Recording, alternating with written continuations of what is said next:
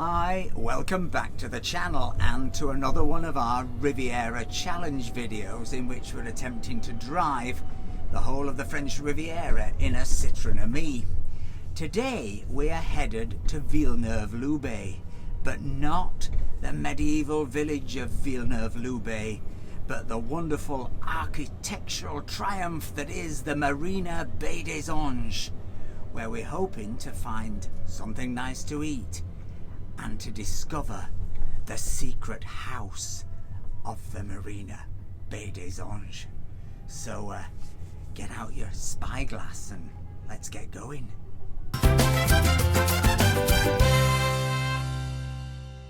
So we are headed now into the Marina Baie des Anges via this very curious traffic system. Merci beaucoup. It's weird. It's kind of weird because it's one way but not one way.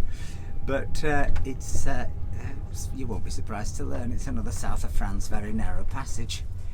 But once we get round here, you will begin to get sight of what I'm talking about, which is this incredible series of buildings. You can't go that way. I can't? No. Ah, that's why they didn't like. So how do we go around? Oh, you're going to have to go forward a bit or backwards a bit. So we can't go there? No. So that's no good. Oh,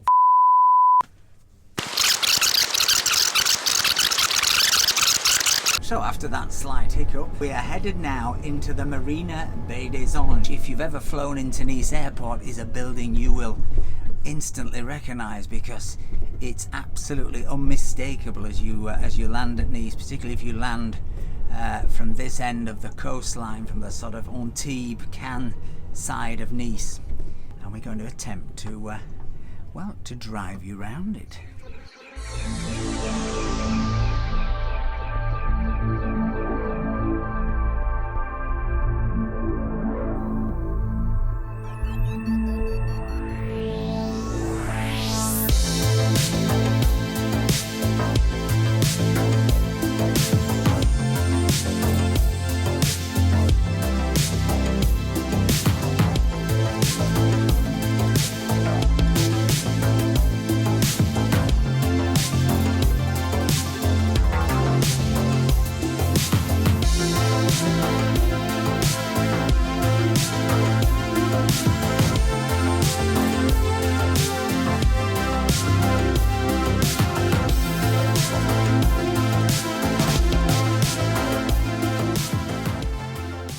So this is the seafront in Villeneuve Loubet. Villeneuve Loubet is about, what, 10 kilometres from Nice? 10 kilometres from Nice. In the direction of Marseille, where of course we're ultimately headed on this journey. But today it's quite spectacular. So why is this the Esplanade Josephine Baker? Well, she never lived here. She didn't die here. She's buried in Monaco. I think the mayor's a fan because when she was inaugurated into the Pantheon last year, they did a mural on the wall there next to the bull pitch. It's very random. Oh yes, look, there's the mural.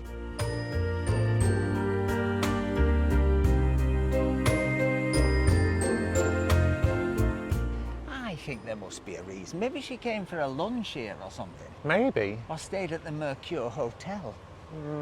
Maybe not.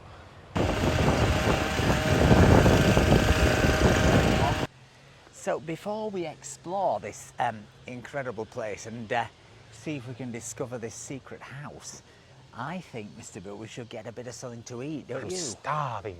I know. The problem is, well, there's just so many choices.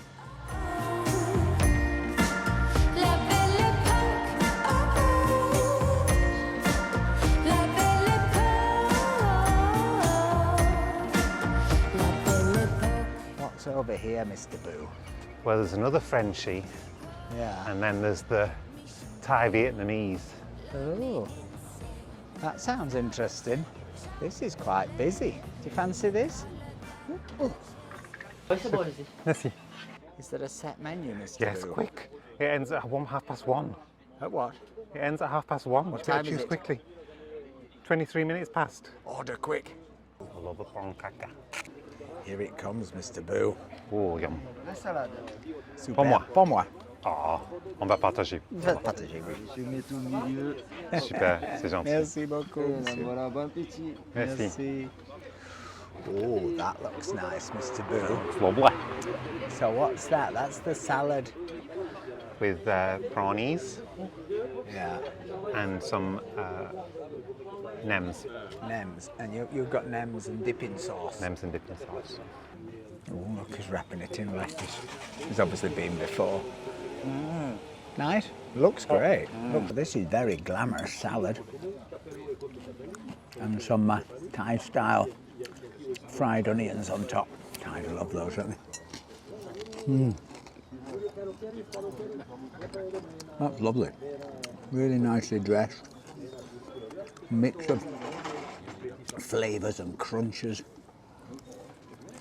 Prawns, a sort of sweet sauce, a crunchy sauce. Not a great deal of heat, but it was lovely. C'est pour moi. Merci beaucoup. Le riz, c'est coupé, super. Merci bien. This looks delicious. Let's see how it tastes. Oh, that's lovely. Very green and aromatic, and a mix of flavours. Layers. Again, a bit like the salad, it's a crowd pleaser. It's really... It's beef with sesame seeds and soy. It's pretty simple actually. It's just delicious on this hot grill. Oh, it's nougat. those things I get from Asiana. I wondered what Vietnamese nougat was, and I eat it all the time. Now I know. You're having a nice pistachio ice cream. That's Maggie. Listen, Mr. Boo. It's the dulcet tones of the log man. Oh, apart from the tree man of Alcatraz, that was lovely, wasn't it, Mr. That was Boo? delicious. It was really tasty. It was really generous portions. It's a really lovely place to sit by the water. The sun's on you. And the set meal was what, €20, 90 or something? Yeah, 21 euros. €21 for 3 courses. Big thumbs up to Le Pink Lotus. the Pink Lotus. Mr. Boo spotted a very intriguing club, Jordan's. Club Privé. Do you think this is private dancing? So what's the history of this building, Mr. Boo? Well, do you think it's hills? Do you think it's pyramids? You mean the shape? Yeah. I think it's sails Or is it waves? or waves. Well, it was scribbled by the designer, Yeah. Mr. Minenjoy. Mr. Minenjoy? And Jean Marchand, who was a developer at the time, was like, yeah, let's do it, even though it's absolutely bonkers. And so they started in 1968. Right. And it began with just 2 of these buildings, Yeah. with commercial space underneath. Originally, there was a big supermarket. I don't know if it's still here. I don't know if they've got a supermarket underneath. Yeah. Built as a future project for living. I was reading that there's when I think it was first proposed in about 1959, and it had loads of different configurations. At one point, it was going to be loads of tower blocks, Yep. wasn't it?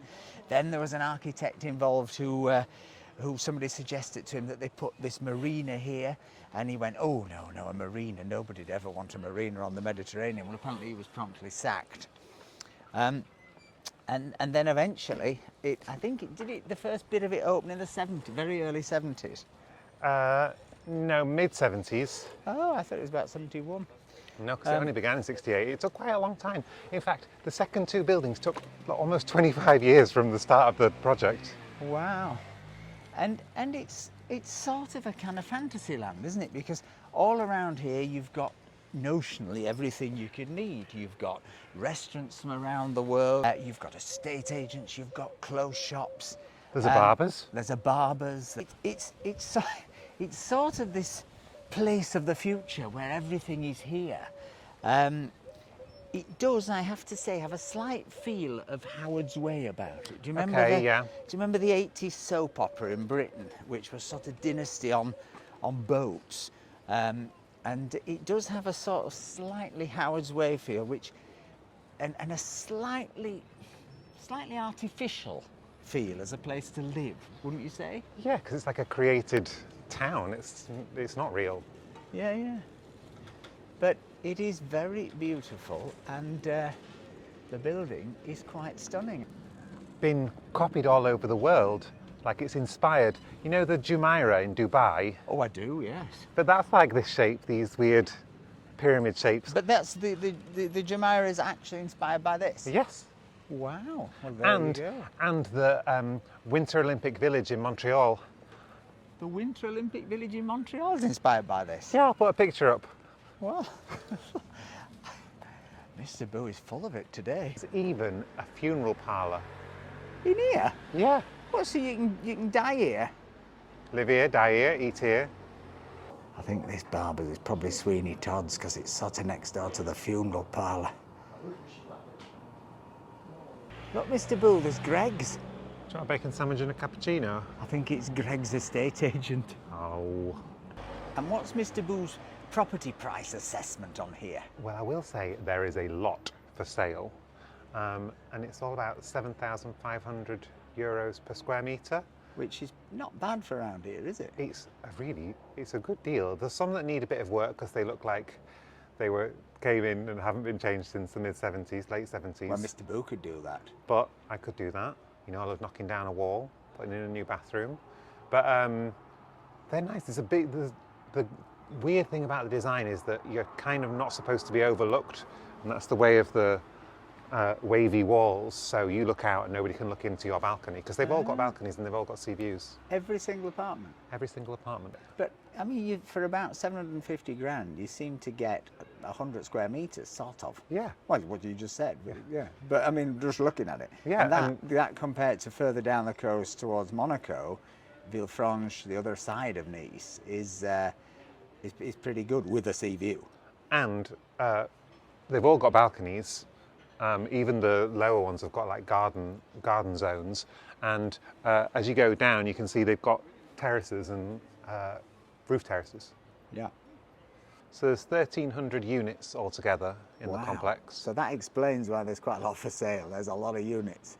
And there's a fair few for rent in this one. Yeah. Starting at around 700 a month. 700 a month? How big? 700 for 30 square metres. Oh. It's kind of amazing, isn't it? I quite like it. Yeah. Something reminds me a little bit of the Barbican in London. You know, this is not Barbican brutalism or any of that, but it has that feel of an enclosed world. It's really amazing when you get up here, isn't it?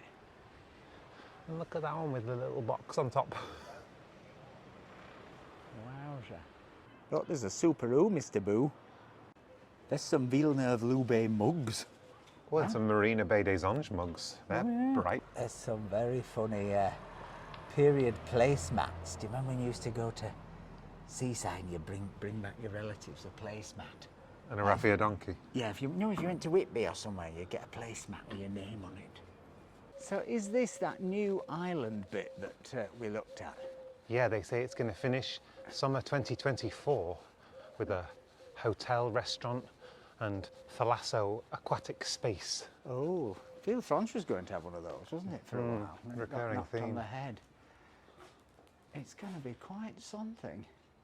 Now, this intrigues me, Mr. Boo, because when you drive past on the main road, it's across the back of this building, you see. And whilst the shape is still there, I have to say, it gives the appearance that all these apartments are really small, doesn't it? And weird, because the doors are tiny. Look at this, Mr. Boo, because if you come here and you're missing a taste of Blighty, well, up ahead of you here is a branch of C&A. Ooh, lovely. Now, you have not seen a branch of C&A in Britain for at least, 25 years? Look, there's a Lidl for you as well. Oh, we love Lidl. We love French Lidl. We love any Lidl, really. And there's an XXL store for you, Mr. Boo.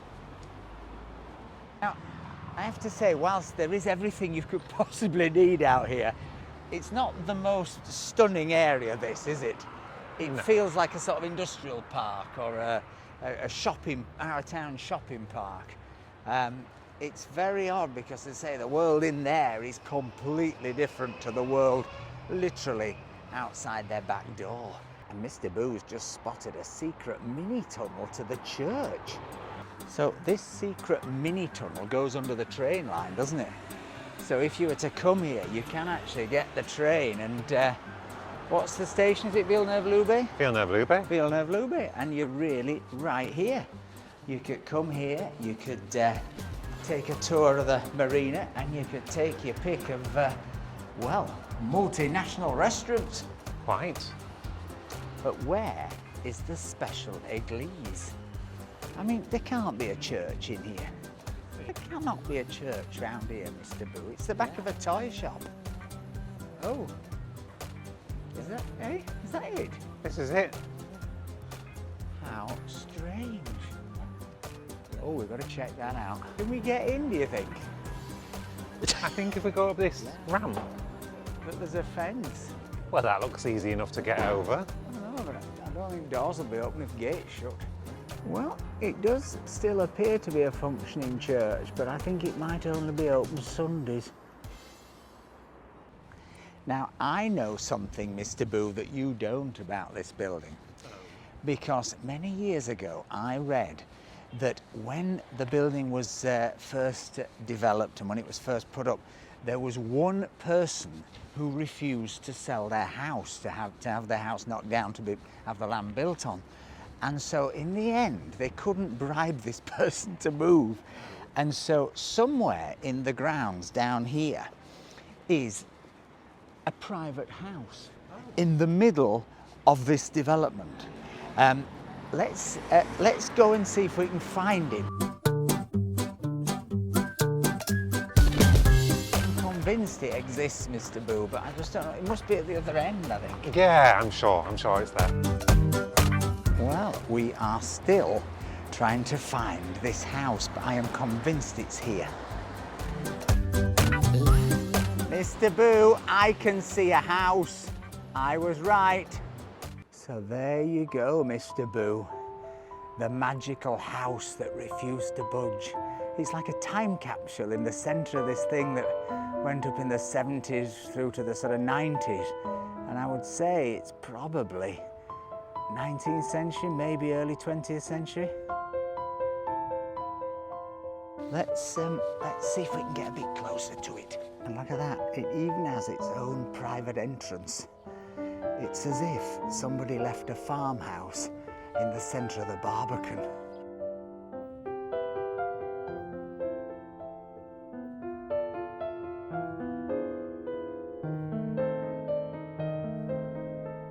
Well, I have to say, you can see why they refused to sell it, can't you? Yeah.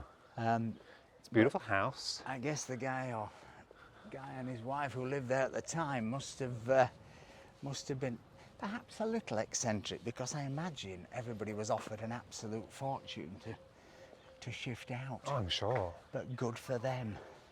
Sometimes holding your ground pays. Well, what did you make of the Marina des Anges, Mr. Boo? It was kind of a hidden gem. It was really surprising. I mean, I've always, wanted to come and look more detail at the building because I'm interested in modern architecture and I think it's a very beautiful building. But I'd kind of thought, oh, I think I'd fancy having lunch there. It all looks a bit artificial and plasticky. Yeah. But I really enjoyed it. It really isn't artificial and plasticky. No, I mean, and also it's an artificial plasticiness that's been there since 1970. So it's actually 50 years old. It's not born yesterday. Yes, it's a sort of plastic, hermetically sealed off world. It's a constructed world. It's a town all to itself. But if you're looking for something different to do, and you're looking for a multitude of food choices from all around the world, and somewhere lovely to sit in the sunshine, and somewhere that, well, where we went was very reasonable, and I have a feeling that quite a lot of the other places are reasonable. Yeah. Because I think it's a bit like Saint-Jean-Cap-Ferrat. It's very competitive at lunchtime, so you can't afford to charge too much. Then come here and try and find the secret house. Anyway, hope you've enjoyed that video. Thanks for all your coffees. Thanks for all your likes. We'll see you on the next one. Have a great week, everyone. Bye. Bye.